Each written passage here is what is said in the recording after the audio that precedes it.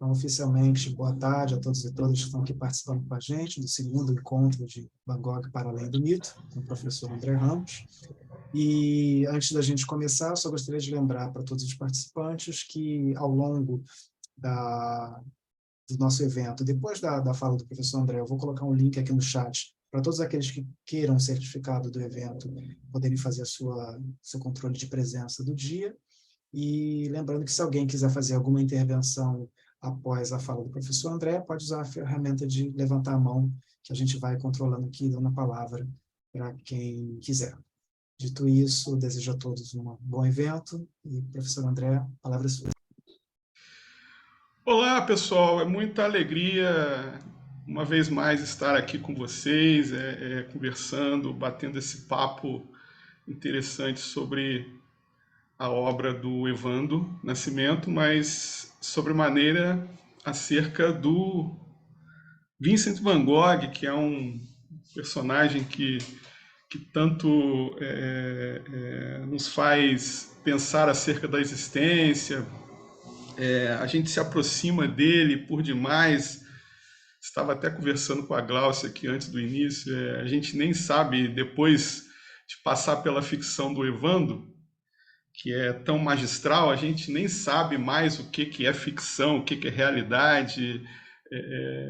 Enfim, eu acho que ele realizou um feito tremendo aqui, que foi nos aproximar ainda mais da figura humana, desse pintor incontornável. Sem sombra de dúvidas, tenho para mim que o Van Gogh, eu falo muito por uma perspectiva de fã, porque eu sou verdadeiramente apaixonado pelas pinturas do Van Gogh e pela entrega dele em relação à arte e tudo mais, mas eu tenho para mim que o Van Gogh é o pintor mais amado da humanidade.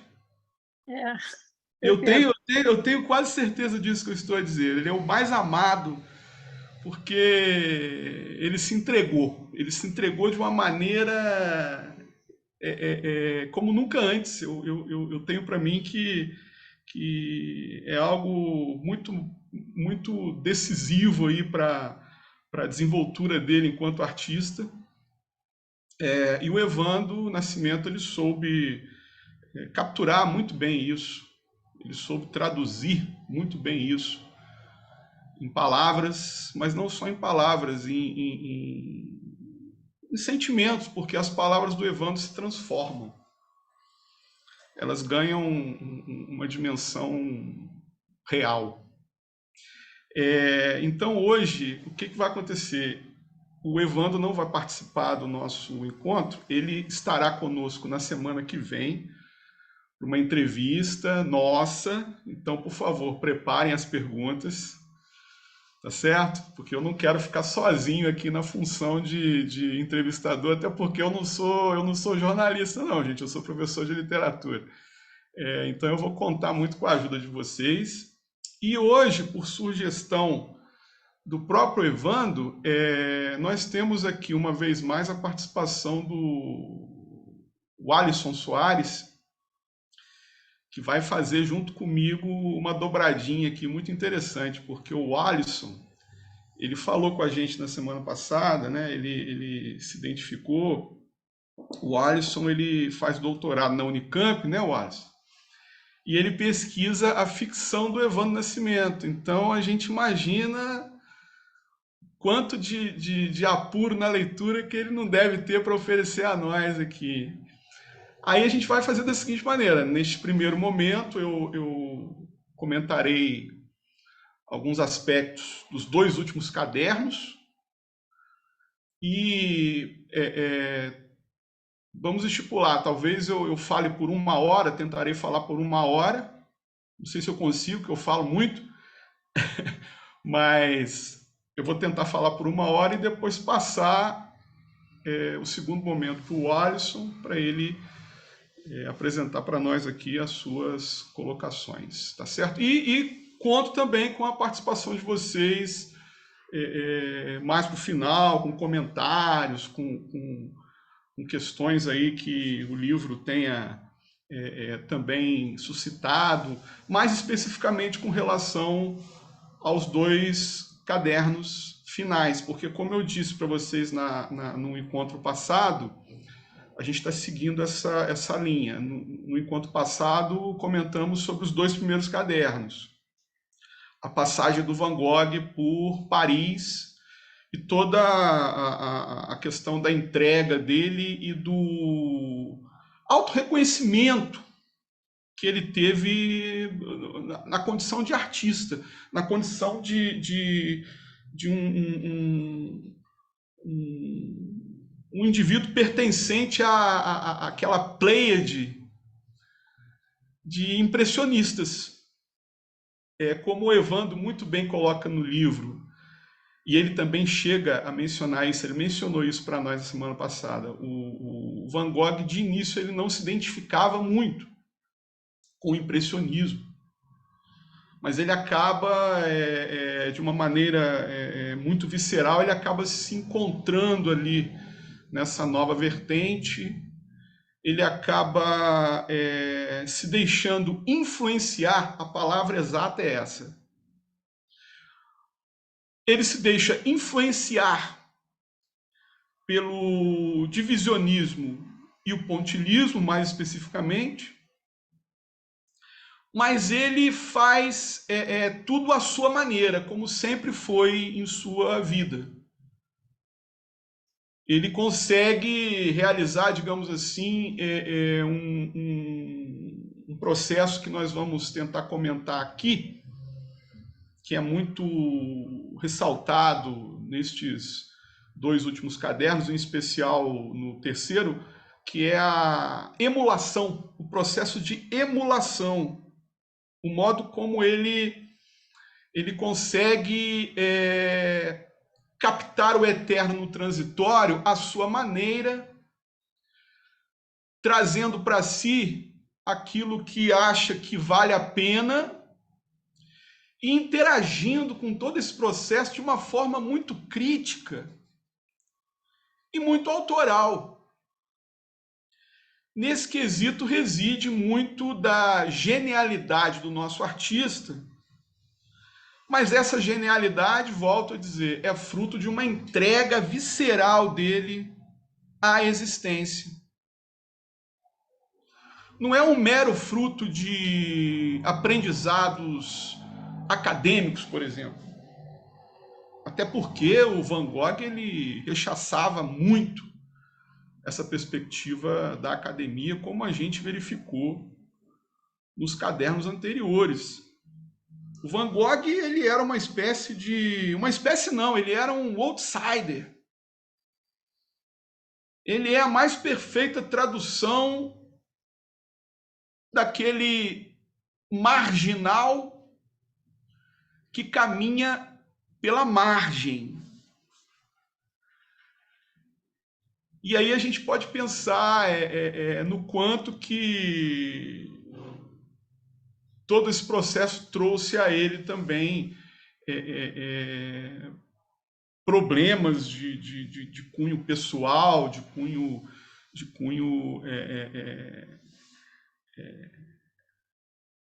psicológico, e as suas relações humanas sempre foram pautadas muito, vamos colocar assim, a ferro e a fogo. E a gente vai verificar muito desse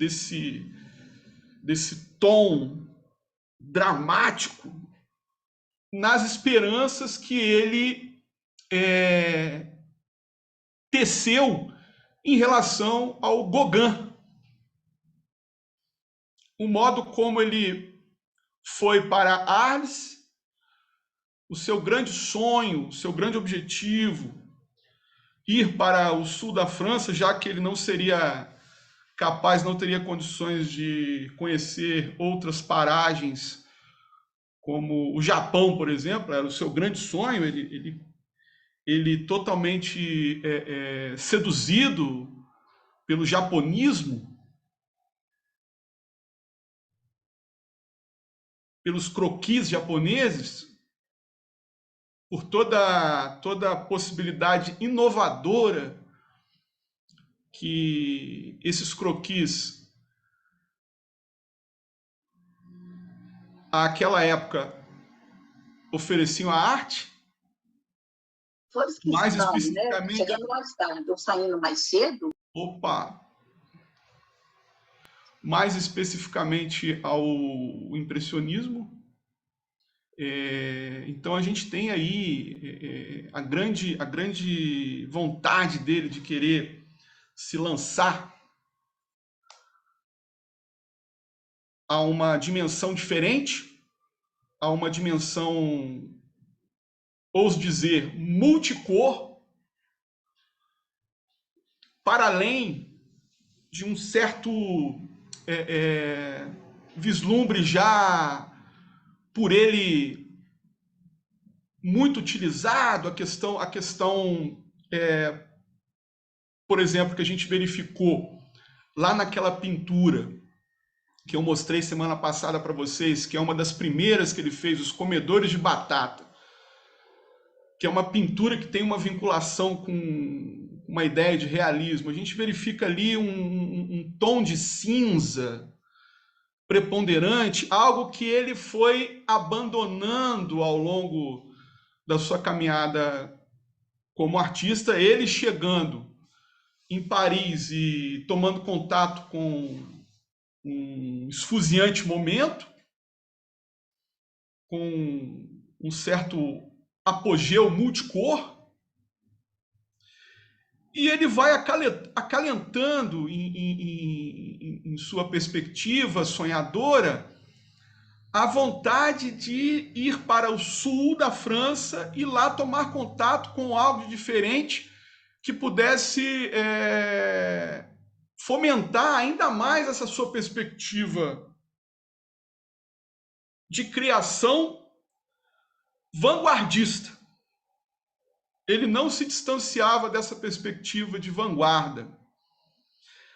Mesmo, muitas das vezes, segundo a gente percebe na prosa do Evandro, mesmo não tendo muita noção disso, por vezes ele traça o seu caminho como algo natural. Natural para ele. Ele como um elemento daquela sociedade de artistas ali, ele muitas das vezes se desmerecia. Ele não se considerava como um Delacroix, por exemplo, como um Millet, um Corot. Ele não se considerava como um pintor pertencente ao Grand Boulevard, como ele mesmo gostava de chamar os artistas que, na visão dele, tinham deixado lá um registro na história da arte. Só que nós, na condição de leitores aí dos diários, nós vamos acompanhando um crescendo, nós vamos acompanhando uma evolução do Van Gogh na condição de artista. O curioso é que a gente percebe essa evolução dele enquanto artista na mesma medida em que ele vai se desintegrando, podemos até usar essa palavra, como ser humano, como um homem consciente, como um homem minimamente no autocontrole de si mesmo. O Evandro ele vai mostrando para a gente, e a prosa dele, o Alisson certamente falará disso com mais propriedade,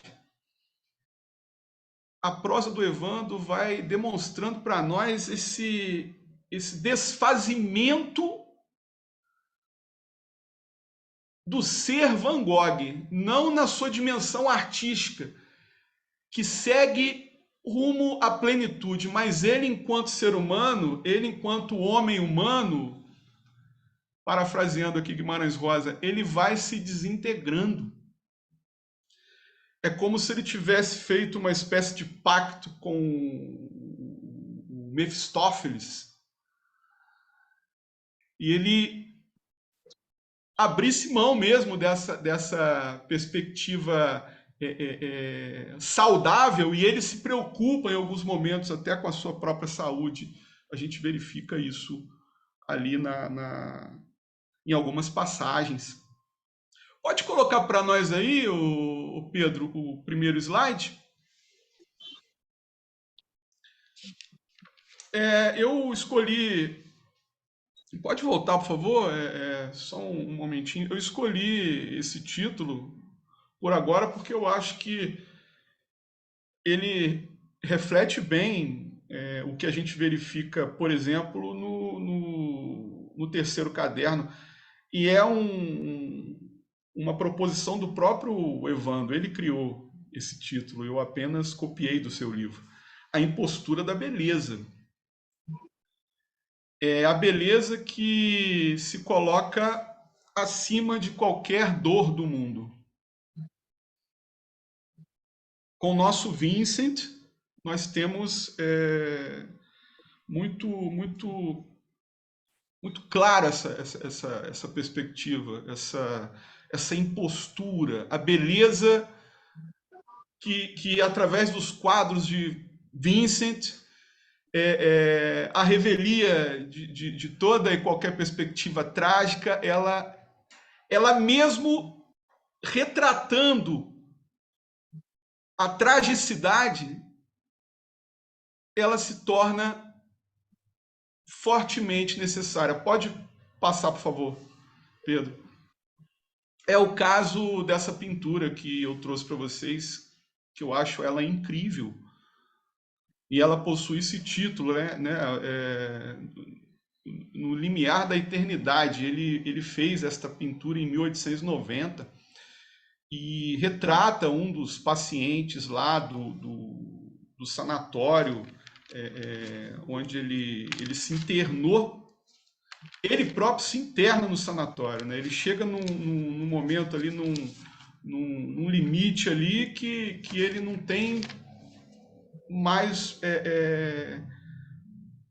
para onde correr. Ele próprio, isso é muito interessante também, o próprio artista ele tinha esse questionamento em relação a si mesmo. E quando estava lá no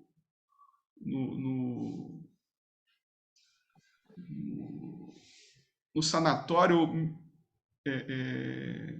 eu esqueci o nome do sanatório, gente. Acho que é Saint-Paul-de-Moussol. Fica lá em Saint-Rémy-de-Provence.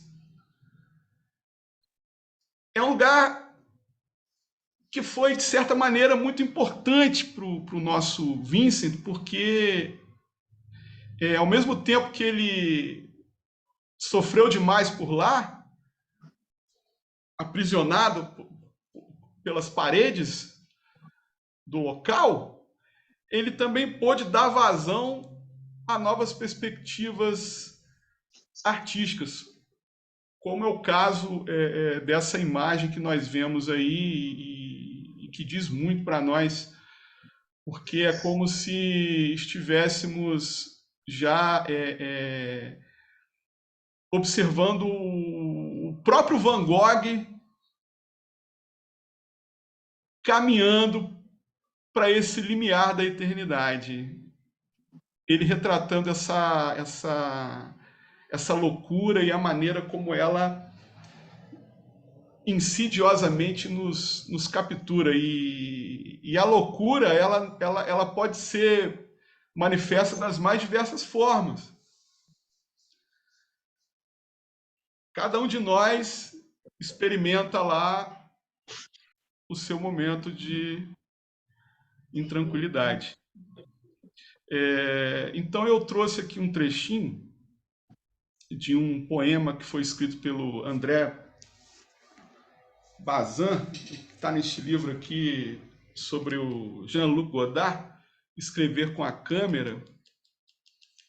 Eu achei muito interessante esse poema Bazin, e ele diz assim: o desespero da arte e sua tentativa desesperada de criar o imperecível com coisas perecíveis, com palavras, sons, pedras, cores, a fim de que o espaço colocado em forma dure além dos tempos.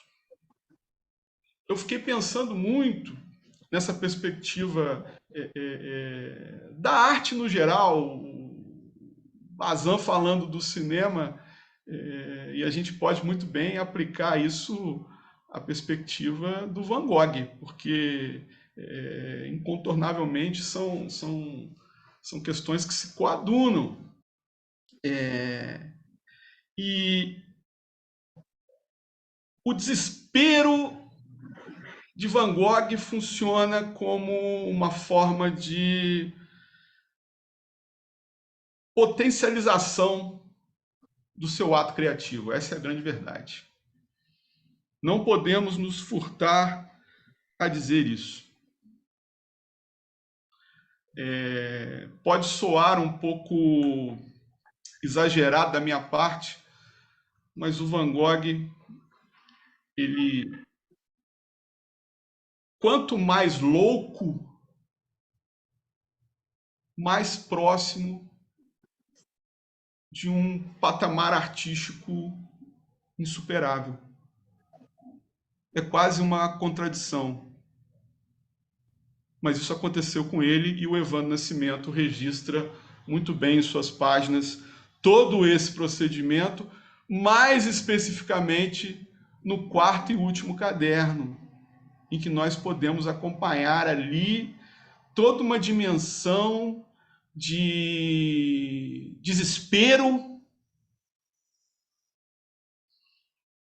de perda de si. Nós que estávamos ao lado de um Vincent sonhador e apaixonado pelo mundo, pela arte, não somente pela sua, mas pela arte com A maiúsculo, em sua perspectiva ampla, aquele Vincent que sonhava constituir em Arles uma espécie de comunidade. Pode passar aí, por favor, Pedro. Uma comunidade artística. Ele sonhava essa casa amarela que ele retrata aí nessa pintura tão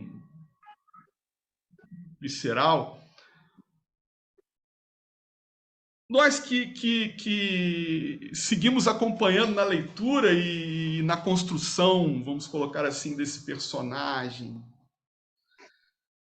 aí a gente pode pensar numa perspectiva metaficcional.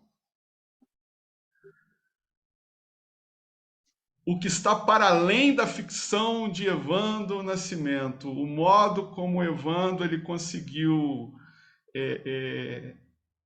redimensionar a magnitude desse personagem, destituindo de toda e qualquer aura mitológica e nos aproximando dele. Por conta disso, nós estamos então acompanhando as peripécias de Vincent, as suas alegrias e suas tristezas. E quando chegamos em Arles, nós já sabemos que tudo aquilo vai dar errado. Mas por uma fração de segundos a gente também quer acreditar que tudo aquilo pode dar certo. É como se a gente pensasse assim, poxa, será que o Evandro ele vai dar uma de Tarantino? E ele vai subverter a história?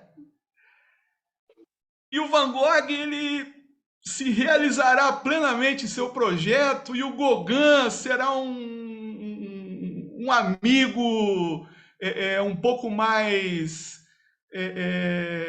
afetuoso e e partícipe de todas as suas ideias, enfim, a gente nutre essa esperança. Por um momento a gente chega a acreditar que isso vai acontecer, só que não.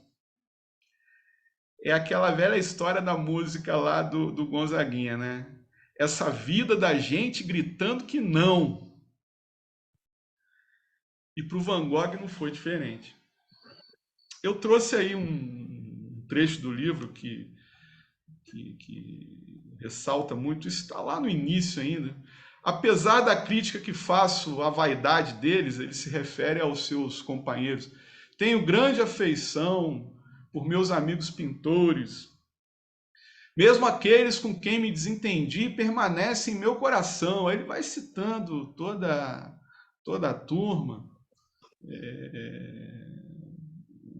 Van Rappard, Mauve, Livens, Russell, Anquetin, Delautrec, Bernard, Guillaumin, colocaria Theo também nesse rol de artistas.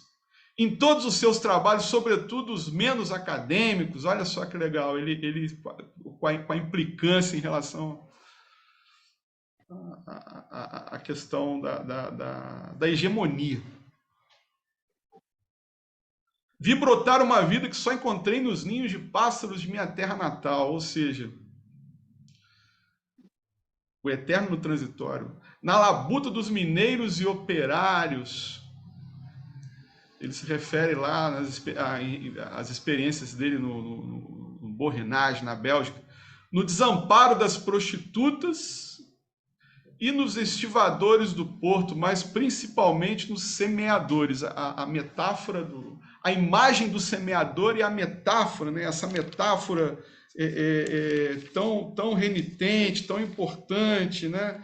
Essa coisa do artista lavrador que a gente comentou no encontro passado. Se a figura ímpar do semeador me acompanha há anos, é por me fertilizar, levando-me para o olho do furacão chamado realidade, que busco a um só tempo conhecer e transcender. Pode passar aí, por favor, Pedro. Então, nós chegamos aqui,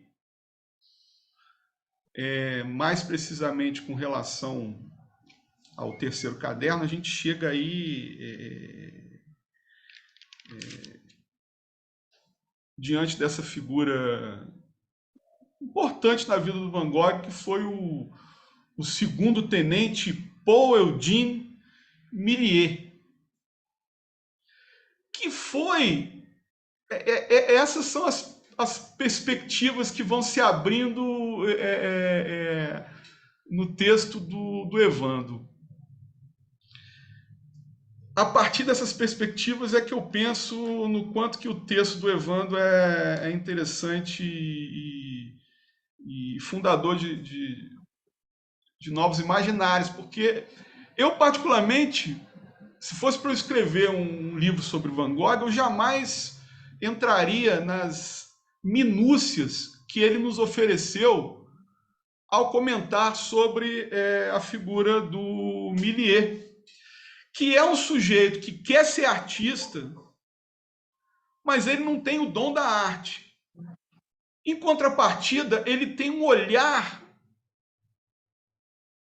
muito substancial. Ele é aquele sujeito que tem o olhar, mas não teria, digamos, o dom da arte. E o Van Gogh, ele vai, muitas das vezes, ele vai ali colocando para nós essa perspectiva e ele vai comentando sobre muitos outros pintores que se colocavam como representantes mais substanciais dessa corrente aí chamada impressionismo, ou outras que estavam a surgir. Ele fala muito, por exemplo, de um tal de McKnight, um americano. E ele fala também de um tal de Eugene Bock, Esses dois são pintores que deixaram uma obra, inclusive, que faz parte aí da história da arte, mas que se coloca muito subserviente, digamos assim, às perspectivas inovadoras que o próprio Van Gogh desenvolveu. E o Van Gogh, no livro do Evandro, ele meio que desce a lenha, muitas das vezes, nesses dois pintores, ao mesmo tempo em que exalta a figura do Millet como um sujeito sensível que estava ali tentando encontrar a sua autoralidade, mas que, enfim, não tinha como conseguir. E eu tenho para mim que muitas das vezes o próprio Van Gogh, o Van Gogh de Evandro Nascimento, ele deve ter feito uma pergunta a si mesmo: por que eu? Por que será que eu tenho essa ânsia e essa condição, mesmo que na contracorrente de muitos, eu pinto. A pintura é minha vida. Por que eu? Eu, quando me deparei com essa dimensão aí do Millet, um sujeito sensível e que se tornou um amigo do nosso Vincent, eu tenho para mim que o Vincent ele tinha esse carinho pelo Millet, a ponto de considerar esse retrato que ele fez do segundo tenente como uma espécie de talismã. Ele coloca o retrato do Millet no quarto e tudo mais como uma espécie de talismã. Eu tenho para mim que o Van Gogh ele se perguntava muito sobre o porquê dele ser daquela maneira também, algo existencialmente, podemos pensar assim, coerente com a sua dimensão de lucidez e crise. Aí, do outro lado, a gente tem a pintura que foi feita pelo Paul Gauguin. O Gauguin que... o pintor de girassóis, retrato de Vincent, o pintor de girassóis, feito em 1888. Na prosa construída por Evandro, quando chega o Gauguin, a gente já sabe que vai dar problema. A gente já sabe que a dimensão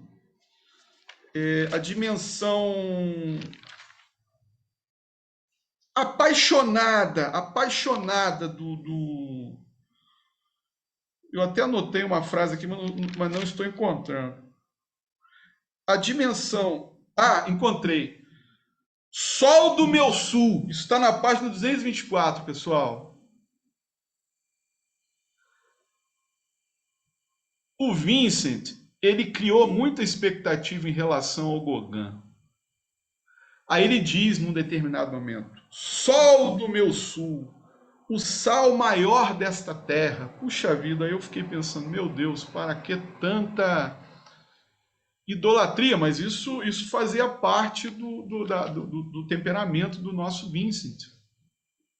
Ele era assim em todos os quadrantes.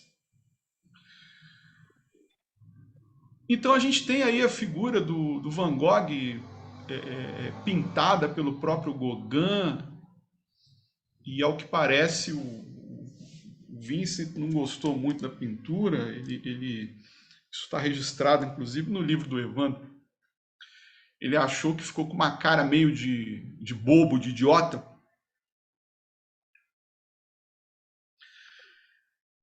Eu consegui também, através da leitura, porque a leitura do livro ela faz com que a gente relativize até o que está sendo contado ali, porque o Van Gogh de Evandro é quase como uma espécie de Bentinho. do Machado. Por quê? É a visão dele. Aí eu fiquei pensando, meu Deus do céu, será que o Gauguin ele realmente era essa figura tão vilanesca? Será que o Vincent também ele não exigia demais do Gauguin? E cá para nós, dividir uma casa com Van Gogh não devia ser fácil mesmo, não, meus amigos. O Van Gogh, o Van Gogh em sua dimensão de loucura e ciúme e insistência naquilo que acreditava. Imagine só, eu acredito que não deve ter sido muito fácil para o Gauguin também, não. Então eu tenho para mim, eu consigo, através do texto do Evandro, eu consigo relativizar muito essa vilania que se atribui ao Gauguin em relação à sua permanência em Arles, tudo bem? Mas sigamos adiante. Pode passar aí, por favor. Aqui mais uma frase que eu acho capital dentro do romance. Ele diz, o Vincent, a certa altura, faço amor à arte em nome do Sul com a bênção do Norte. Aqui neste momento, ele deixa claro uma das prerrogativas básicas que a gente observa nesse crescendo crítico que o Vincent abraça. Ele é fruto de toda uma perspectiva interdiscursiva. Aí a gente pensa até nas contribuições de Mikhail Bakhtin, para a gente poder pensar o interdiscurso.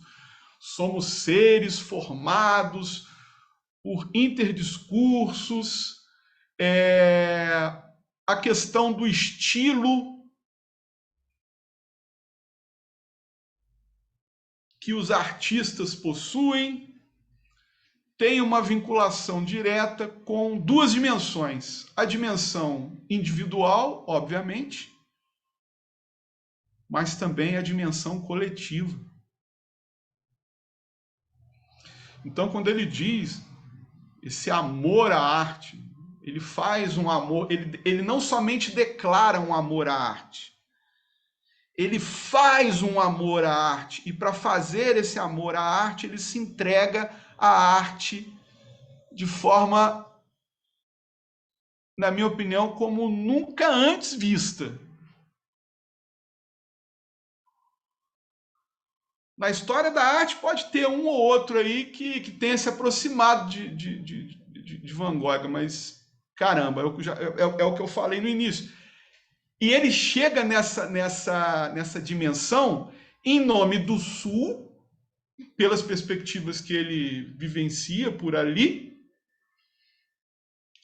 e que são transformadoras e não definidoras, porque definir é dar fim, e tudo que o Van Gogh quer tudo que ele quer é uma continuidade, ele não quer fim. Cada quadro dele é uma nova possibilidade, uma nova experimentação e um novo refazimento de si mesmo enquanto artista. Então, este Sul que se apresenta a ele agora está abençoado pelo Norte, porque lá no Norte ele tomou contato com uma arte que o transformou.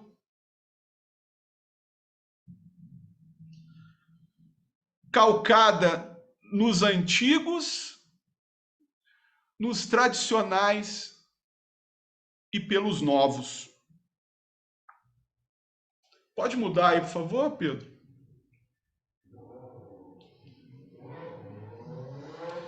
Então aí as leituras possíveis, eu já comentei sobre todas elas aqui até o momento, mas vale o registro, para a gente poder sempre ter essa retomada do que foi exposto, né?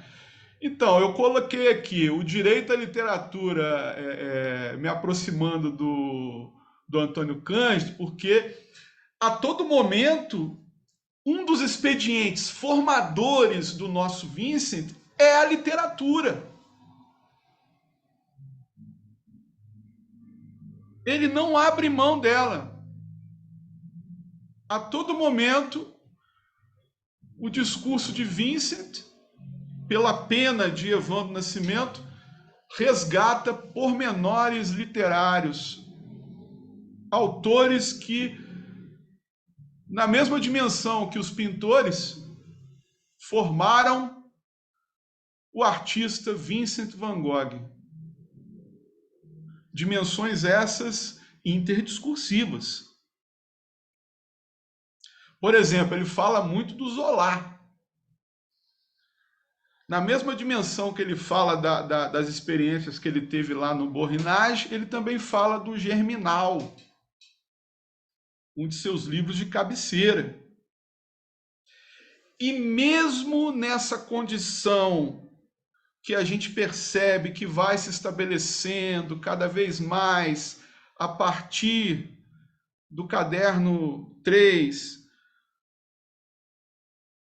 nós que somos leitores atentos, a gente vai observando isso. Uma rusga aqui, um temperamento ali um tanto briguento do Van Gogh, uma pequena demonstração de nervosismo no trato com algumas pessoas. Nós já vamos observando que vai se formando aí o germen de toda uma condição psicológica que se agrava num determinado momento, muito pela chegada do Gauguin, mas não somente. É algo que já vem como o resultado de certos fracassos acumulados, porque o fato dele ser mantido financeiramente pelo irmão e não conseguir vender nada, ele fica muito chateado com isso sempre e a todo momento.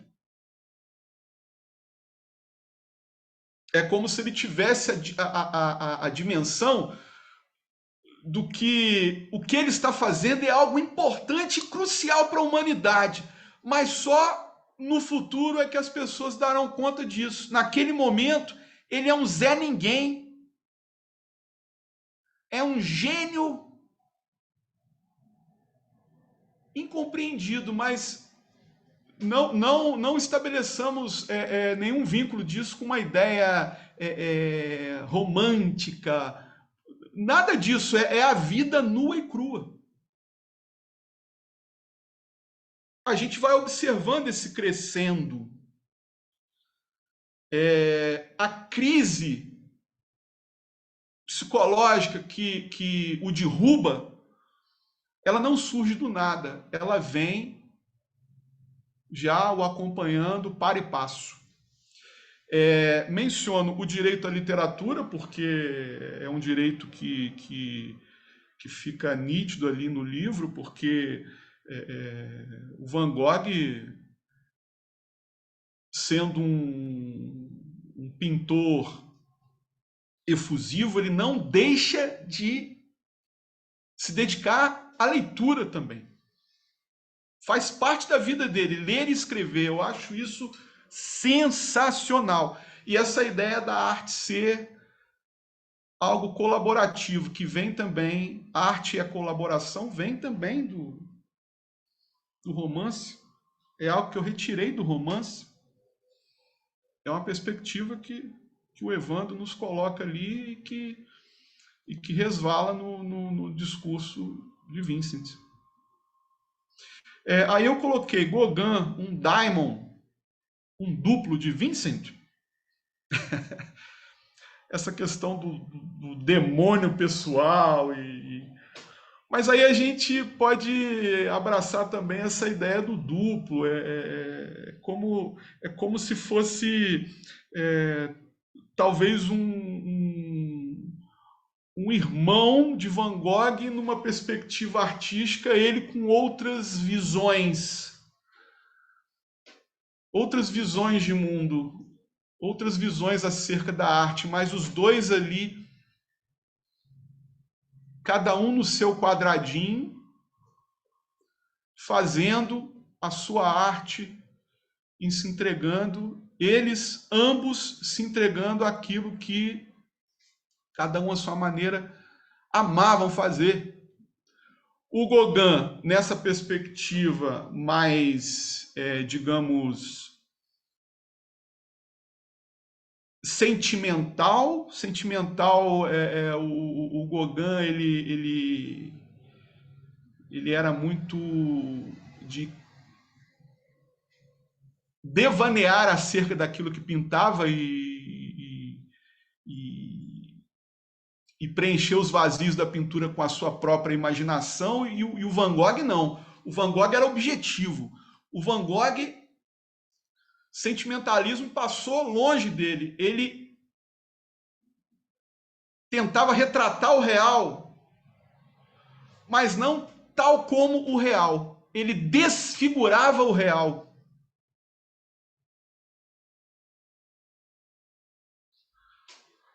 Nessa perspectiva, eu consegui encontrar até um pouco de Alberto Caeiro em Van Gogh, mas isso é pano para outra manga. Eu pretendo até depois dessas nossas incursões aqui escrever um artigo sobre isso, porque na semana passada eu falei do processo heteronímico envolvendo aí a figura. Falei muito en passant do processo heteronímico envolvendo a figura do Evandro. Ele nem me deu muita pelota, acho que ele não gostou muito. Mas aí eu também fiquei pensando nessas questões, nessas similitudes entre o Van Gogh e o Caeiro. Tem um momento do romance que o Walt Whitman é citado e tudo mais, então eu achei muito interessante isso. E o esfacelamento discursivo de um homem à deriva é o que a gente verifica especificamente no último caderno, e é algo que nos deixa assim. Nós ficamos sensibilizados e de mãos dadas com Vincent. Nós o acolhemos como uma espécie de irmão.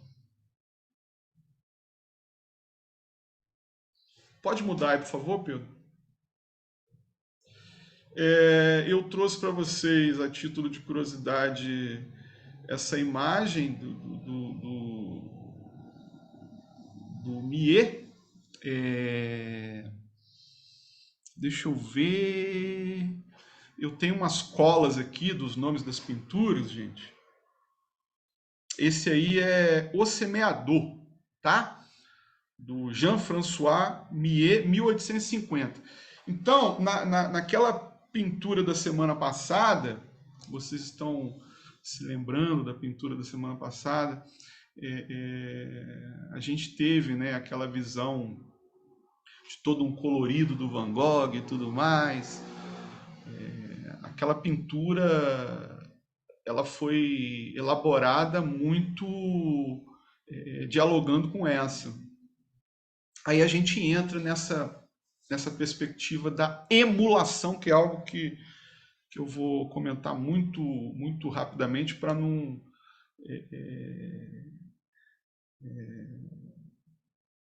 atrapalhar o Alisson, né? Eu acho que eu já estou há 1 hora falando. Eu pretendo encerrar em breve. Pode ficar tranquilo, professor. Posso ficar tranquilo, Alisson? Eu fico preocupado de Não, você. pode ficar tranquilo. Ok, então. Vai fluindo aqui. Mas vamos lá. Essa pintura do Millet, ela é muito interessante porque ela nos apresenta a renitência da figura do semeador. E a gente nota aí que o Millet, ele mesmo se aproximando, vamos falar assim, ele se aproximando de um tom impressionista, ele mantém uma certa vinculação com a realidade, com o realismo. A gente consegue perceber isso na pintura dele. Pode mudar aí, por favor. Olha só a outra dimensão que se apresenta aqui agora. Então, essa aí é O Semeador.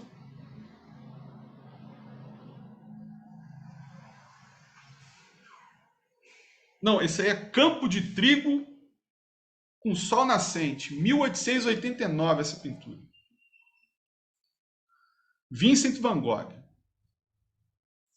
Então, reparem bem, tem essa renitência do semeador, da figura do semeador. Aqui, tal como aquela pintura da capa do romance, em que o Vincent, nosso Vincent, ele não tem rosto.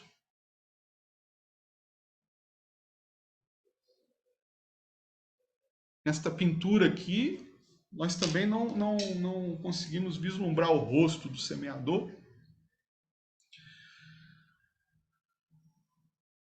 Isso é um dado interessante. Pode parecer meio clichê dizer isso. Ah, poxa vida, ele não colocou o rosto porque podemos substituir o rosto por qualquer rosto. É uma visão muito clichê, mas eu não tenho como escapar dela. E essa visão multicor, este sol atrás, que é um sol que se transformou quase que numa assinatura de Vincent van Gogh, esse amarelo que se coloca para além do amarelo do sol e vai adquirindo tons esverdeados e por aí vai. O Vincent diz num determinado momento que a sua cor favorita era o amarelo.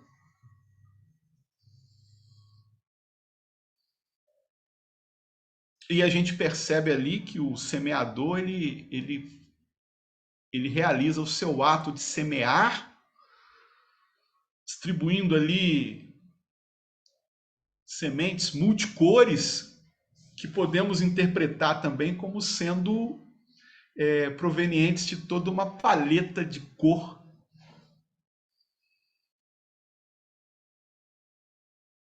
que acabariam por gerar as pinturas futuras aí, a insistência de Van Gogh em permanecer firme no seu trabalho.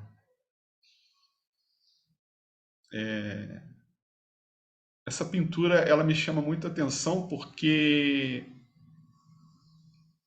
ele vai na recorrência da temática. Aqui ele não está realizando uma emulação tal e qual, mas ele vai na insistência de uma ideia que foi plantada na cabeça dele pelo Millet, que é a ideia do semeador. E ele persiste com ela. É muito bacana isso. Mas nas próximas pinturas vamos continuar aí com a nossa visão. Pode mudar mais uma aí, Pedro. Aí.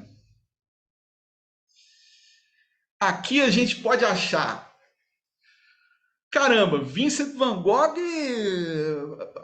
plagiário de Millet. Reparem bem, nós temos duas pinturas que são irmãs. Só que a gente consegue dimensionar o quanto que o Van Gogh ele não copia Millet, ele emula o seu mestre. E ele faz isso com toda a sua autoralidade. Ele faz isso aplicando nessa experiência de emulação toda a sua dimensão criadora. Reparem bem, eu não estou querendo dizer, longe de mim, que eu estou querendo dizer, entre parênteses, se vocês contarem isso para alguém, eu vou desmentir até a morte, tá? Mas fechou parênteses, vamos lá.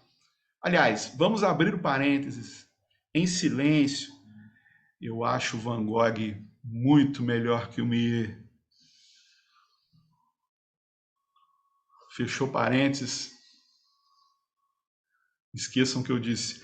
Mas reparem, são duas vertentes. E a gente consegue observar a influência de Millet.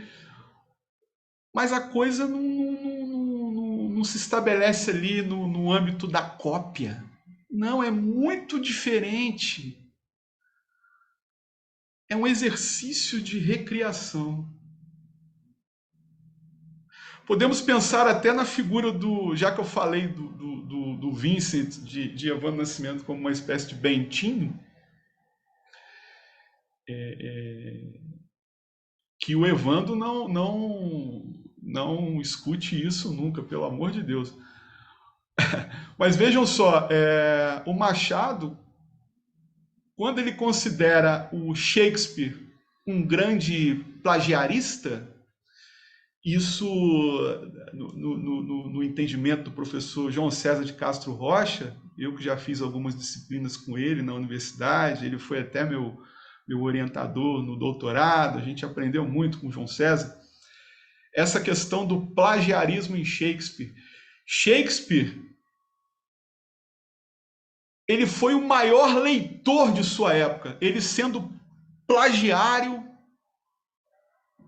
Machado dizia isso. Shakespeare, na condição de plagiário, foi o maior leitor de sua época. A gente pode estabelecer esse mesmo raciocínio em relação ao nosso Vincent aqui. Ele, não como um plagiário, mas como um emulador e como um grande leitor em todas as esferas. Não só na perspectiva pictórica, mas também na literária e na vida. Então, quando a gente se depara com essas duas expressões, a sensação é de continuidade. Volto a dizer, a gente não deve desmerecer o Millet, não. O Millet é um grande mestre. E Van Gogh, uma voz, ou melhor dizendo, uma visão dilacerante da arte e que o tornou que ele é. Pode mudar aí, por favor? A gente chega na perspectiva, uma vez mais, do eterno transitório. Já estou finalizando aqui, Wallison.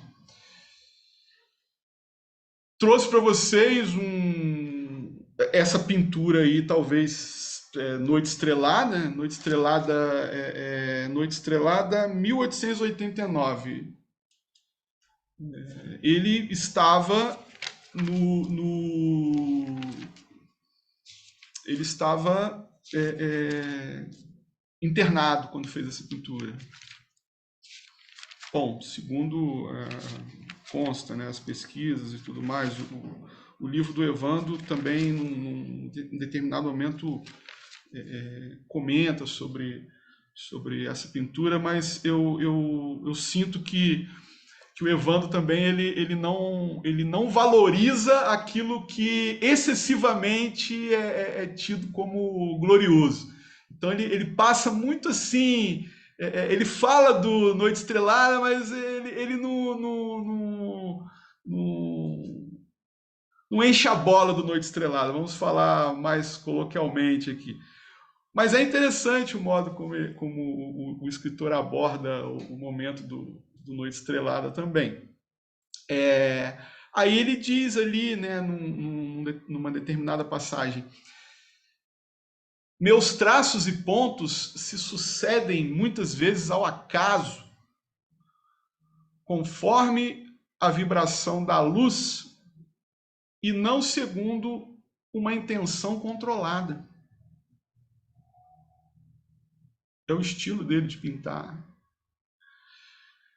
Esses sinais gráficos, aí teve um erro de digitação, peço desculpas a vocês, intensificam o pensamento e a sensação que a relação luz mais cor, mais forma, mais movimento produz.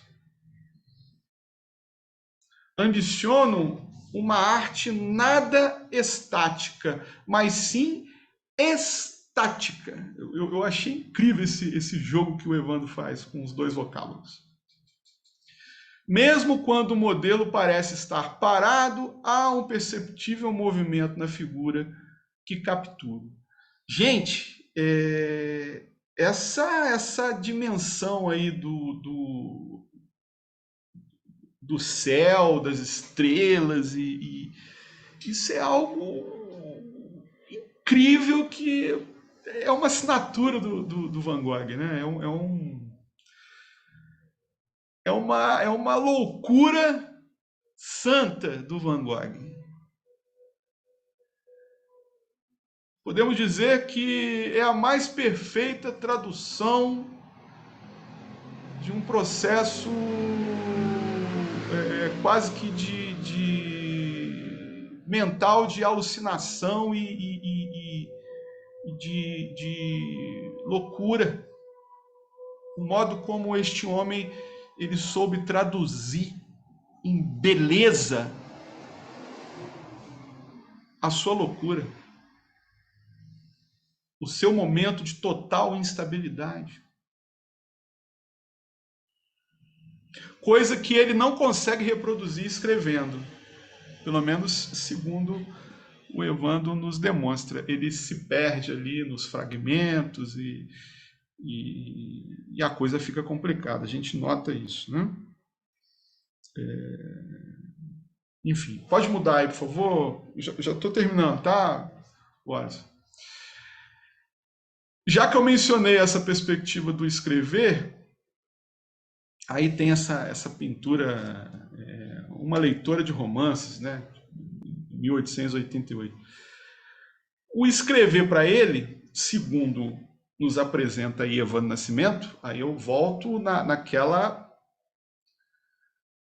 reflexão da semana passada, que eu acho que ficou muito assim, ficou fugidia, talvez vocês não tenham retido a minha ideia.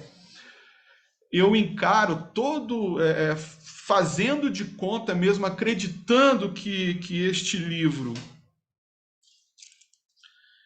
ele foi escrito não por Evandro Nascimento, que inclusive o nome do Evandro está tão pequenininho aqui que a gente quase não nota. E isso é proposital também, né? A gente, quando acredita que isso aqui foi produzido por Van Gogh, que não, as suas anotações, os seus diários não se queimaram, não se perderam, o processo todo a gente pode representar como um processo de autorreconhecimento gerado pela autoescuta. Vou repetir, um autorreconhecimento que o Vincent faz acerca de si através da escrita, ou seja, através da escrita ele permanece, ele se reconhece e permanece. Essa escrita sendo organizada, até certo ponto linear, ou não, que revela ainda mais a sua dimensão demasiado humana. Aí eu trouxe aí um trecho também do livro. A leitura é uma experiência intensa que agita todos os meus sentidos, proporcionando grande prazer, mesmo quando o assunto é triste.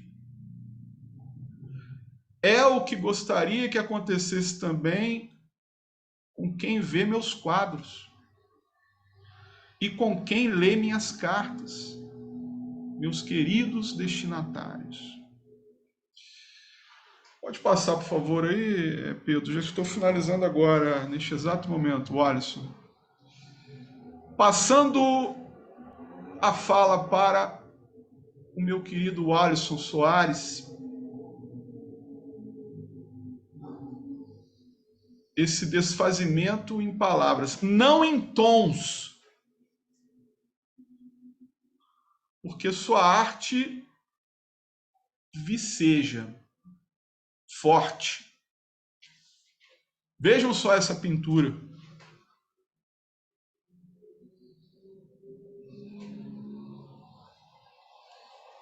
Perdi o nome da pintura aqui, vocês me desculpem.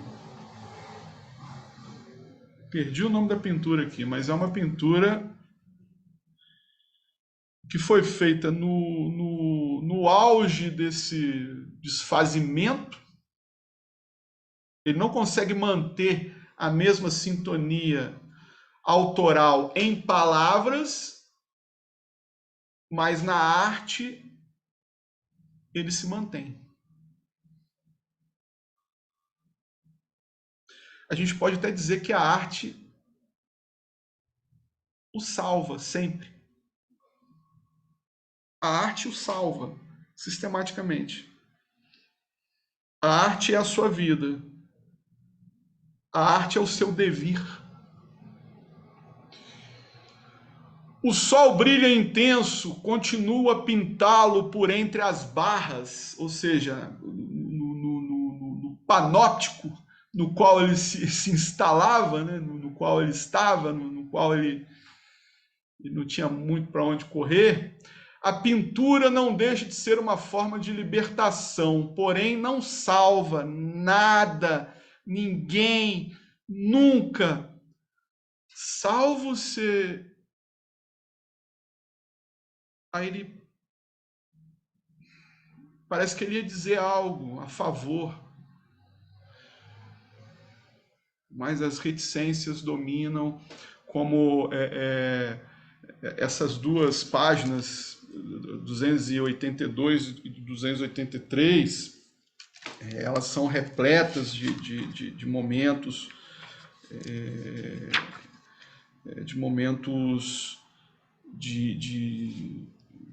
profunda crise, de profundo...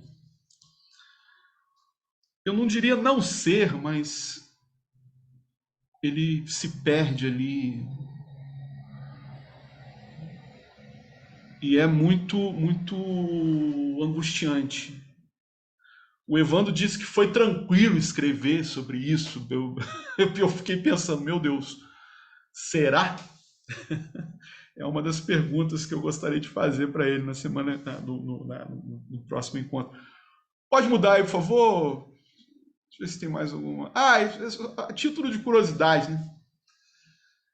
2 retratos aí.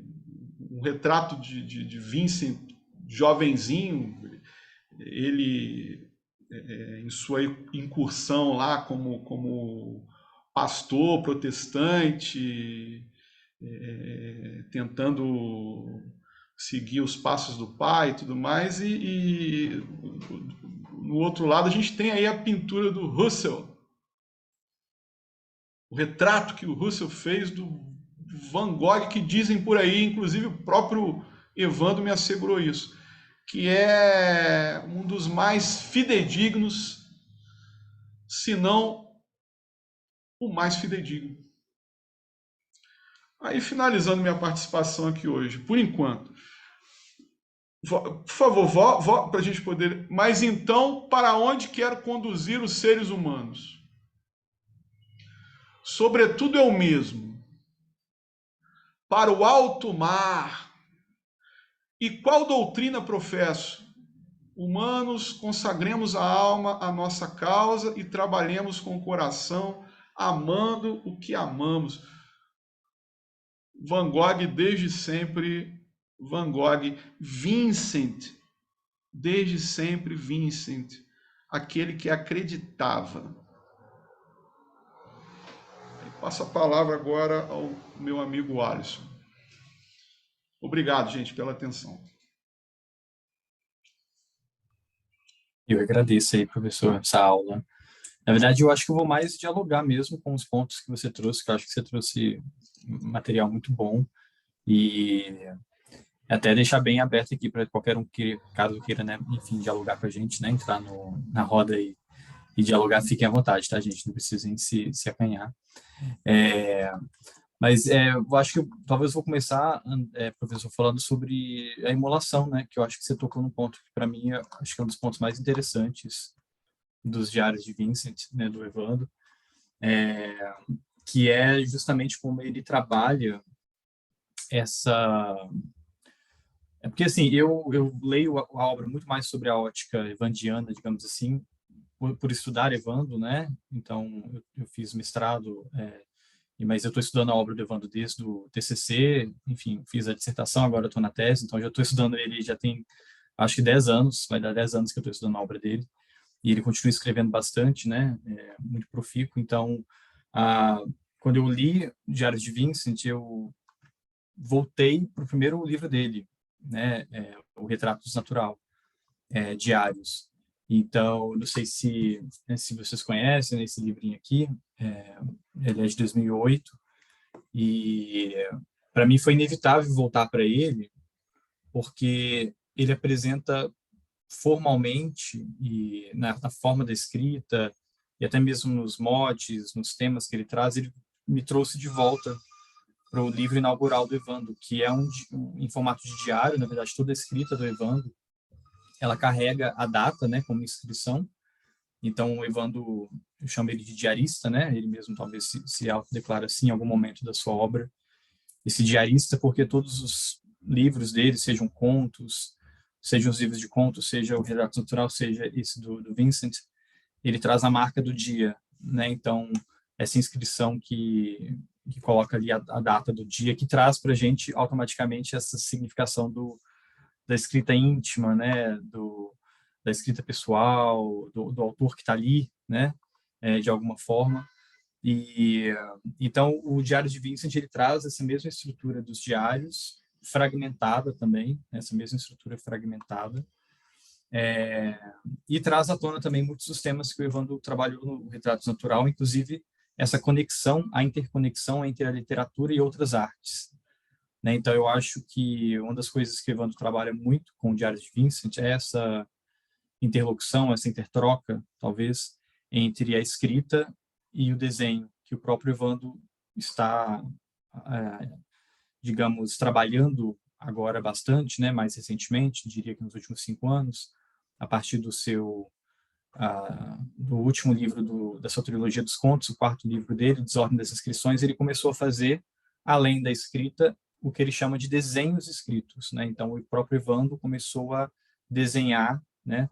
Voltando aí, retornando a um desejo dele, né? De criança, né? Que ele tinha essa vontade, né? Do desenho. Então, o próprio Evandro, para ele, já é interessante esse diálogo, né? Entre a escrita e o desenho. E o próprio Vincent, através de Evandro e vice-versa, declara que o que ele está fazendo é um desenho escrito, né? Em algum momento do livro, do romance. Então, é inevitável, né, a gente traçar essa relação imediata aí entre esse jogo das artes, né, literatura e pintura, e que eu acho que tem algo aí da emulação também, né, muito forte. Então, eu tenho na página 271, quando ele vai falar sobre repintar, né, as gravuras de Millet, ele escreve, né, Van Gogh aqui nos diários, né? Não se trata de meras cópias, né? São uma espécie de tradução numa outra língua, né? Então eu acho muito legal como ele, né, equivale, né, usa como comparação a questão da tradução, né? Essa emulação que é uma tradução, né? Então, eu acho que está muito ali na linha do que o Evandro trabalha na obra dele, principalmente pela perspectiva derridiana, né? Essa tradução que é um double bind, que é essa tradução que é também uma forma de criação, né? Então, eu acho um barato, assim, essa questão da emulação e dela dá um artigo, né? Já dá um estudo próprio, assim, só a questão da cópia e de justamente essa perspectiva que o Evandro trabalha muito na obra dele, que também acredito que tem algo derridiano aí, de que não há uma originalidade, por assim dizer, né? A gente vai bebendo de fontes, né? A gente é um influxo, né, permanente, né? Então, essa coisa de romper com a ideia tradicional de uma suposta originalidade que não há, né? Então, então acho que pegando o Van Gogh, que trabalha, e você mesmo falou isso, professor, ele não parte do sonho, ele parte do real. Então, ali ele já está trabalhando com a cópia, digamos assim, se a gente fosse falar de cópia, né? Ele está tentando copiar o real, né? Só que ele faz isso através da emulação, através da tradução. Ele busca traduzir o real na sua pintura. E então acho que essa é um dos pontos assim chave, talvez para ler o Diário de Vincent e também para estabelecer a convergência com Evandro, porque eu acho que tem muitos pontos que Evandro converge com Van Gogh, e esse é um deles, que a literatura de Evandro também busca essa emulação, busca essa tradução, né, do cotidiano, essa tradução, primeiro pela questão dos dias, né, o diário já visa trazer essa coisa do dia, né, que já tem essa coisa do recorte real, que já carrega essa questão da biografia, da escrita íntima, né, mas ao mesmo tempo travestido, né, porque vou até pegar aqui uma frase do Van Gogh aqui também no livro, na página 263. Ele escreve: falsa, a verdadeira arte é sempre falsa. Eu adoro essa frase, né? A verdadeira arte é sempre falsa. Então, é esse jogo mesmo que Evandro brinca o tempo todo, desde o seu primeiro livro, e que talvez atingiu o auge aqui agora com esse romance, né, biográfico de Vincent Van Gogh, que é essa verdade que é falsa, essa coisa falsa que é verdade. Então, a partir do real, sempre trabalhando a partir do real, nesse caso aqui, o trabalho, né, investigativo, né, do Evandro, de pesquisa, das cartas, né, mas sempre suplementando, né, sempre acrescendo, né, fazendo uma tradução dele, né, uma impressão que é de Evandro, né, essas impressões do estrangeiro, que eu acho que também carrega muitos significados, né, mas essas impressões do estrangeiro, eu leio que as impressões não só do estrangeiro Van Gogh, mas do estrangeiro Evandro, que também se vê, né, ele já se descreveu muitas vezes como esse estrangeiro, da mesma forma que o Van Gogh se considera um estrangeiro, né, Evandro que é da Bahia, né, de Camaquã, mas que ao mesmo tempo hoje reside no Rio, mas ao mesmo tempo já residiu em Paris, que já foi professor de Juiz de Fora. Então, assim, esse estrangeiro, ele tem a sensação também de estrangeiro. Então, o livro não deixa de ser também as impressões de Evandro, ao mesmo tempo que são as impressões de Van Gogh, essas impressões se misturam, né? E eu acho que é aí que está realmente o grande valor da obra, né? Da gente não saber quem é quem, da gente realmente ter essa mescla, né? Essa mistura. E ao mesmo tempo que Van Gogh está lá, né? Não tem como dizer que Evandro também não esteja. No Retrato Desnatural, nesse primeiro livro dele, né? Ele escreve, em um dos versos, ele coloca assim, abre aspas: eis uma de minhas frases preferidas.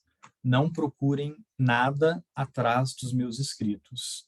Eu, se existir, estou todo neles, bem à tona. Então, Evandro está ali, né? Inclusive bem à tona. Evandro está na obra, né?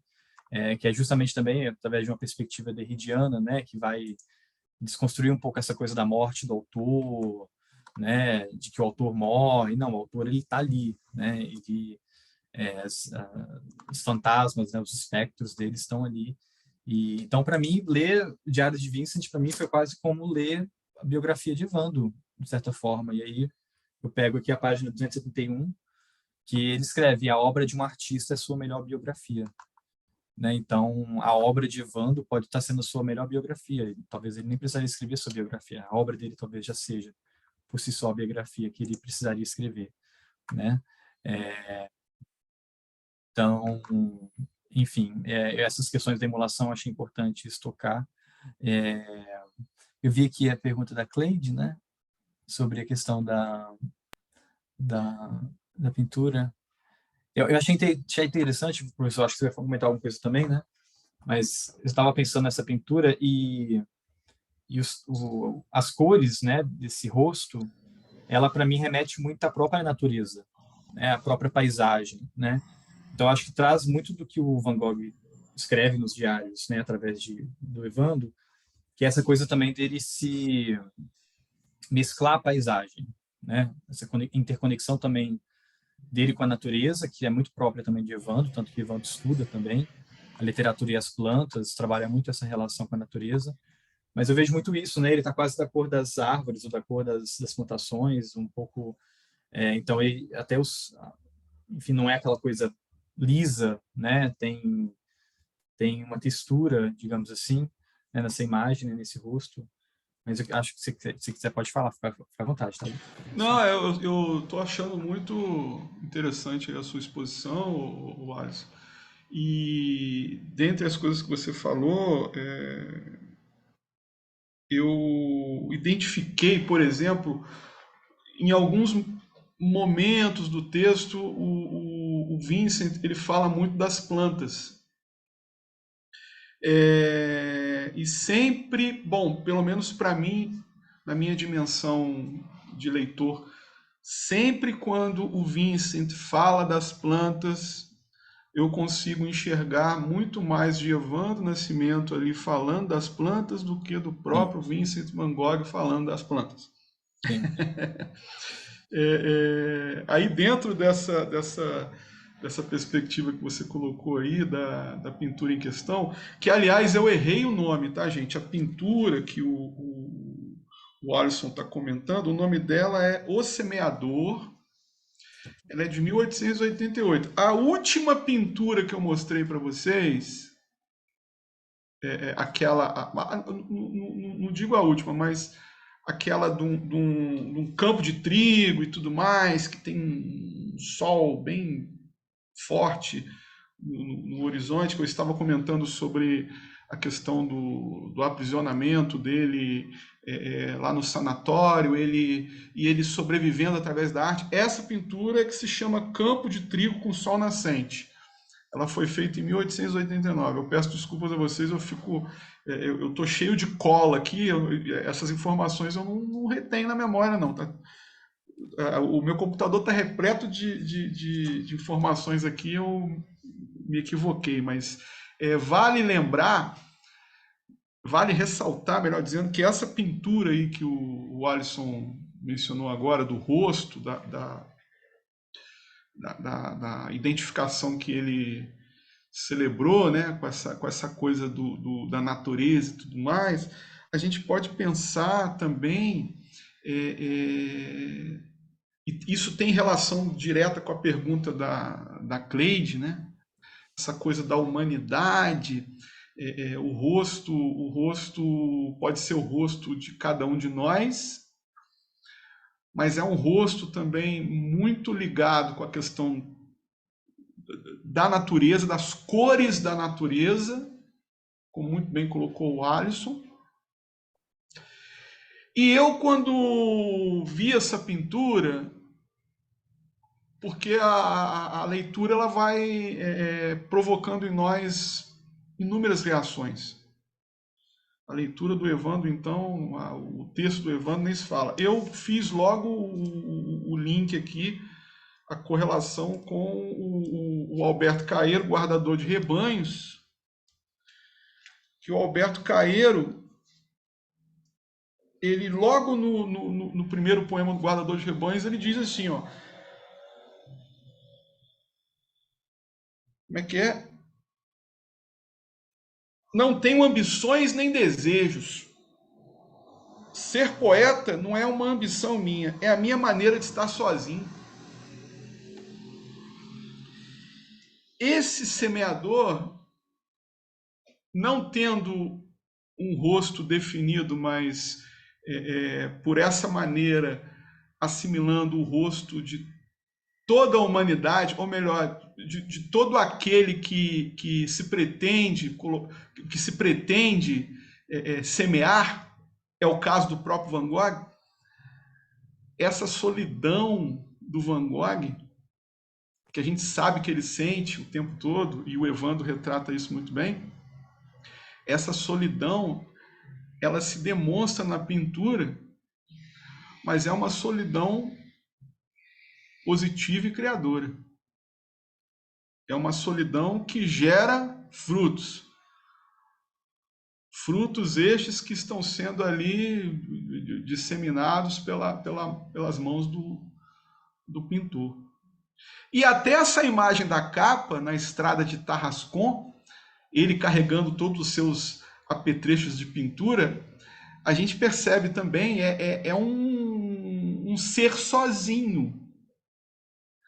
Mas é uma condição também que, mesmo o Van Gogh o tempo todo dizendo que gostaria de ter uma família, gostaria de ter uma esposa e não sei o quê, é uma condição que para ele é muito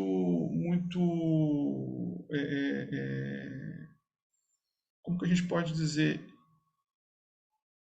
Talvez ele não conseguiria ser o que foi se tivesse também uma vida mais regrada, dentro de uma perspectiva de uma família presente e tudo mais. Ou seja, ser sozinho e ser uma espécie de pária da sociedade, um sujeito à margem, isso é crucial para que o Vincent se torne verdadeiramente o Van Gogh futuro.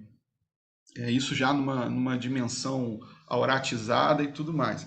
Mas as suas colocações sobre a perspectiva autoral do Evandro Nascimento, elas são muito interessantes. Eu tenho o Evandro no Facebook e em alguns momentos ele assina as suas postagens lá, os seus comentários, que são sempre muito pertinentes e profundos. Ele até falando de amenidades, ele soa profundo. Ele muitas das vezes ele assina Evandro Nascimento Camacan, sou um caboclo tangendo um teclado. Não sei se você já viu essa. Sim, já vi. O Alisson. Então, assim, ele também se coloca muito nessa condição de um estrangeiro. Sim. Você citou muito bem aí. Sim, com certeza. E eu acho que nisso, né, nessa escrita do Evandro, né, e nessa busca que a gente automaticamente acaba fazendo isso. Você até falou sobre o jogo, né, de na capa tá bem pequenininho, né, o nome de Evandro. E que eu acredito que seja realmente intencional, porque nos diários do Retratos Natural, que é esse primeiro livro, ele também fez questão de marcar ficção na capa, que já cria esse jogo de cena, né, diários, mas ao mesmo tempo ficção, né? Então eu acho que essa é uma coisa intencional dele mesmo. E assim, falando nessa coisa do jogo de cena e já falando um pouquinho do estilo, né? Eu acho que durante todo o livro eu gosto muito dessa coisa que às vezes ele coloca um rodapé, ele fala de alguma coisa que foi suprimida. Então eu acho que são estratégias muito interessantes, né?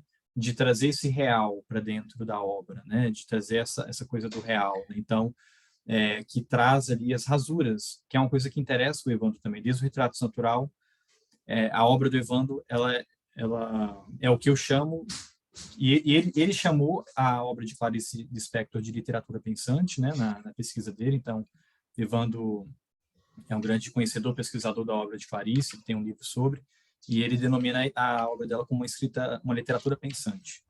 E eu atribuiria o mesmo à obra dele, né? Então ele está sempre pensando, tanto que o próprio romance, né, o Diário de Vincent, ele já dá, ali mesmo, ele já se pensa, né?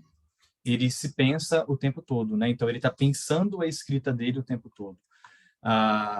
Então, isso é uma coisa que ele faz, que eu acho muito, muito bacana, né? E desde o Retrato Natural, ele já fala dessa rasura, dessa, assim, como que pode esse diário rasurado? Se o diário ele está sendo ficcionalizado, está sendo reescrito, você partiria da perspectiva de que você estaria aperfeiçoando ou corrigindo, né? Mas o que Evandro busca é o contrário, né? É preservar justamente as marcas, tudo aquilo que realmente vai indicar que aquilo é um diário. Então, quando você fala do último caderno, né, professor, que é onde ele entra nesse processo, né, da loucura, né, Evandro traz isso para dentro da escrita, essa desfiguração, né, que você trouxe essa palavra, que eu achei que cabe bastante, né, essa desintegração dele, ela começa a aparecer na própria escrita, né, então, nessas rasuras, digamos assim. Então, sejam os pontilhados, né, seja letras maiúsculas ou letras cortadas no meio, ou letras que não fazem sentido nenhum, né, então ele começa realmente isso começa a aparecer no texto e eu acho que dá essa coisa mais visceral, né? Da gente captar ali o real, né? Captar aquele real ali do que está acontecendo na mente, né, de Van Gogh naquele momento, através, claro, da ficção, né, principalmente, que é justamente esse ponto que, se a gente for pegar a obra, né, é a mais ficcionalizada, acredito, pela ausência de cartas, né? Então, o Evandro, né, eu acho que ele comentou isso no último encontro, né, que existia ali um grande número de cartas até um determinado ponto, que ele, né, leu e utilizou como base para sua escrita do romance, mas chega um ponto que começa a diminuir, né, ou começa a ficar mais raro, né? Então, o Evandro começa nesse momento a inventar mais, né, a ter que fazer esse processo de criação muito mais forte. Mas eu acho que é muito o romance de Evandro é muito também, de certa forma, uma cutucada, uma ironia, um sarcasmo, talvez com o próprio conceito mesmo de biografia, né? Então, tem um momento ali que o Van Gogh escreve, né, como poderá jamais um biógrafo ou um romancista dar conta do personagem de carne e osso que fui ou sou, né, na página 280. E é impossível, né? Qualquer biografia seria impossível, né? E Evandro sabe disso, né? Então, por isso que ele trabalha a partir da criação, né? E aí entra a questão, de novo, a questão da emulação, né? Não é uma cópia da vida de Van Gogh, ou de quem ele foi, ou das cartas que ele escreveu, né? É uma emulação, né? Uma reinterpretação, uma reinvenção, é uma tradução. E o Evandro gosta muito dessa coisa da reinvenção, né? Tanto que ele traz muitas vezes a frase os versos, né, da Cecília Meirelles, né? Que, se não me engano, é algo do sentido de que reinventar é a única forma de viver, né? Então, essa coisa mesmo de você ter que trabalhar com a reinvenção, né, a qualquer momento. Então, ele só consegue fazer isso, de certa forma, trabalhando a partir do real, então, a partir do que o Van Gogh deu de documento, né? O que a gente sabe sobre ele, o que tem de informação. Então, ele não parte do nada, né? Ele não faz uma criação de forma irreal, né, nesse aspecto. Então, por isso eu diria que o livro dele não é irreal, apesar de ter esse falseamento, né, da verdade, ele não é irreal, mas ele é uma criação, né? Eu acho que aí é justamente a grande sacada de Evandro, né, e um dos principais méritos da obra dele, que é também dar uma sobrevida, né, para Van Gogh nesse sentido, né, de permitir, além de ter essa intenção também, talvez, né, do artista, de sobreviver em sua obra, né, de ter um pouco do próprio Van Gogh e do Evandro nas suas criações, o Evandro também dá certa sobrevida ali, né, ao mesmo tempo que ele mata um pouquinho Van Gogh, né, que não deixa de ser uma forma de matar o autor em certo aspecto. O próprio Van Gogh escreve isso na página 270, né, retratar alguém é, de certa forma, assassiná-lo. Né? Então, você está desintegrando essa pessoa em alguma medida, você está desmontando ela para remontá-la, né? De alguma outra forma, de algum outro jeito. E, então, eu gosto muito dessa lógica da emulação, e eu gosto também de como o Evandro descreve esse processo de emulação em algum momento do livro, não lembro qual página, como, abre aspas, o desejo de fazer diferente. Então, eu gosto muito disso também, né? Que para mim também dialoga muito com Derrida e com o conceito de différance, né? O pensamento da différance, conceito não, né? O pensamento da différance e essa coisa mesmo de fazer diferente, né? O desejo de fazer algo diferente, eu acho que está muito imbricado ali no fazer de Evandro. E só para fechar assim essa linha de pensamento e abrir para caso alguém tenha alguma coisa a acrescentar, eu falei da literatura pensante, né, que Evandro usa para falar sobre a obra de Clarice, eu também uso para falar sobre a obra de Evandro, e isso aparece no livro também, e aí aquelas coisas que eu não sei se é real ou não, né, se é inventado ou não, mas que ele escreve que o Gauguin escreve que a pintura de Van Gogh é uma pintura pensante, né? Então parece que alguma coisa assim nessa amizade aí, né, conflituosa. Não sei se isso foi verdade ou não, se o Gauguin de fato usou essa atribuição para a pintura, mas não deixa de ser também um ponto de convergência, né? Então o que o Evandro de certa forma está escrevendo ali é que a literatura pensante dele também converge com essa pintura pensante do Van Gogh, essa pintura que ao mesmo tempo que capta o real, não é uma cópia do real, é aquele real que está pensando, aquele real que está em algum movimento, de alguma forma está se movimentando, né? Como o professor trouxe aí nesses últimos slides. Muito bem, Wallace. Parabéns pela sua fala. Eu estou muito curioso para ler a sua tese. Em Te breve. desejo muito sucesso espero aí na empreitada, né? Espero ficar sabendo aí do dia da defesa. Pode deixar. Certo? Manda sim. Avise a gente, por favor. Suas colocações muito pertinentes. Ajudou muito aqui na nossa compreensão acerca da escrita do Evandro. E a gente tem uma pergunta aqui da Renata Matias de Lima. Ela disse: qual é, por favor, o traço principal da atemporalidade da obra de Van Gogh? Bom, a gente pode pensar o seguinte: tem uma passagem, recorrendo aqui uma vez mais ao Evandro Nascimento, inclusive o livro dele é tão rico que a gente vai lendo e vai marcando as passagens que você citou, Wallace. Todas elas Marcou também. eu sublinhei, marquei e comentei. É uma leitura que acaba por e meu demorar. Livro está todo riscado. A gente se demora na leitura. Sim. Isso é muito positivo. Isso é uma leitura enriquecedora em vários aspectos. Tem várias minúcias, muitas nuances, enfim, Muitas muito rica. nuances. Bom, aqui, por exemplo, na página 231, o Renato, isso revela o que? Ele já caminha para uma crise, vamos colocar assim. Ele já está. A gente está falando do terceiro caderno, ele já está caminhando por uma crise que vai se intensificar cada vez mais, e a gente percebe, por vezes, na prosa do Evandro, o Vincent, ele vai de uma visão relativamente positiva para algo negativo.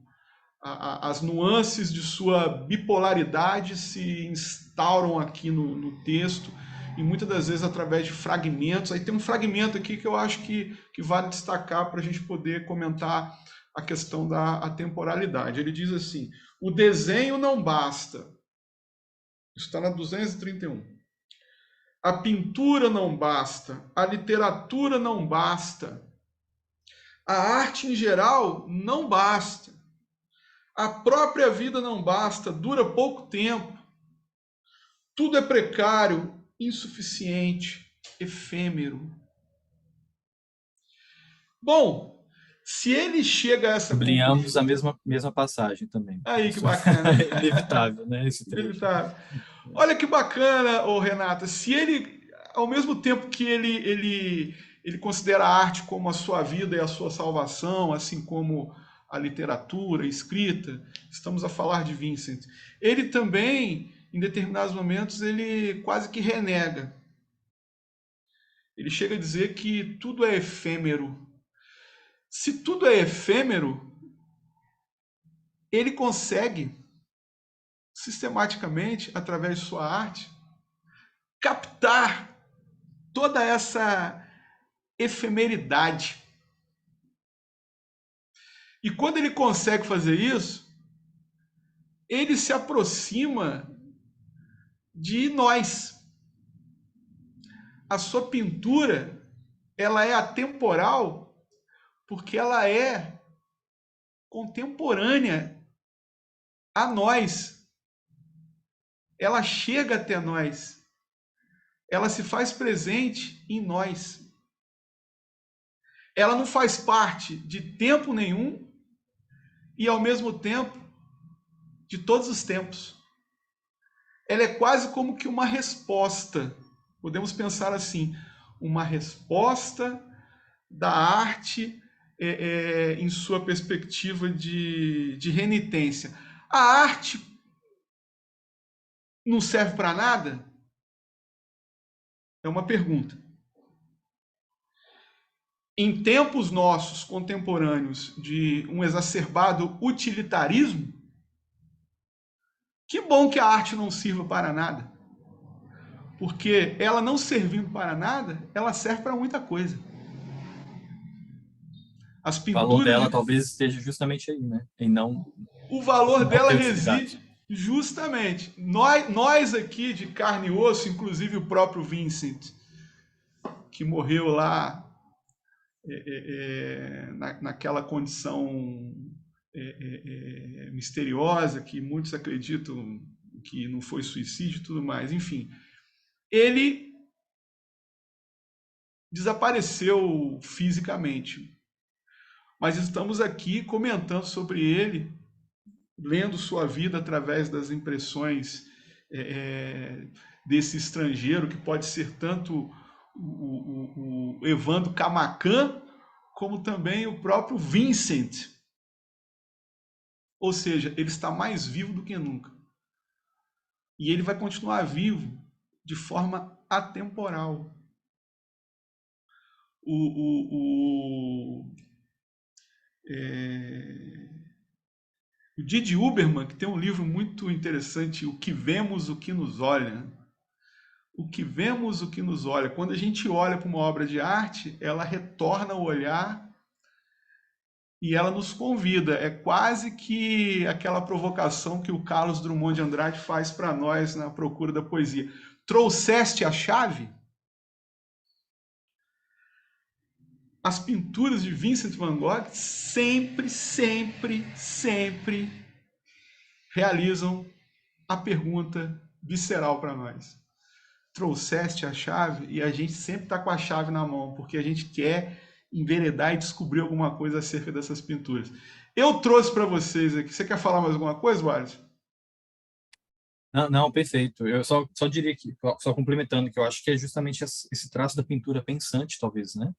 Sim. Que é essa coisa de oferecer essa resposta, essa pergunta, né? Da intertroca, né, que a gente consegue fazer com essa arte, né, com essa pintura. Eu acho que isso é o que torna ela temporal, porque realmente ela vai, como você muito bem disse, né, achei excelente a sua abordagem, isso vai instalar ela em todos os tempos possíveis. Em todos os tempos possíveis. Ela vai conversar com quem estiver olhando para ela. Eu trouxe para você, eu tomei a liberdade, eu até conversei com o Pedro, se o Evandro estivesse aqui com a gente hoje, eu acho que eu não teria coragem de fazer o que eu vou fazer agora. Mas eu tomei a liberdade de trazer um fragmento aí de um episódio do Doctor Who, que é uma série muito bacana, que eu acho que todo mundo conhece. E Doctor Who, um personagem aí que vem desde a década de 60, eles trocam os atores e tudo mais. É uma série de ficção científica, viagem no tempo. E tem um episódio que é justamente sobre o Van Gogh, né? Aí tem um finalzinho ali que é emocionante. É quase como que um acerto de contas, um prêmio. A gente pode encarar como um prêmio da humanidade para o Van Gogh, o reconhecimento dele como um artista de sucesso, num futuro. Aí eu trouxe para vocês aqui, eu gostaria de pedir para o Pedro colocar para nós, é muito rápido, dura menos de 5 minutos. Vamos assistir aí a Só vou parar sequência. de gravar agora, porque senão na hora de subir o vídeo para o YouTube a gente vai levar strike de direitos autorais. Ah, sim, claro. Poxa vida, eu não tinha pensado nisso. Sem problema.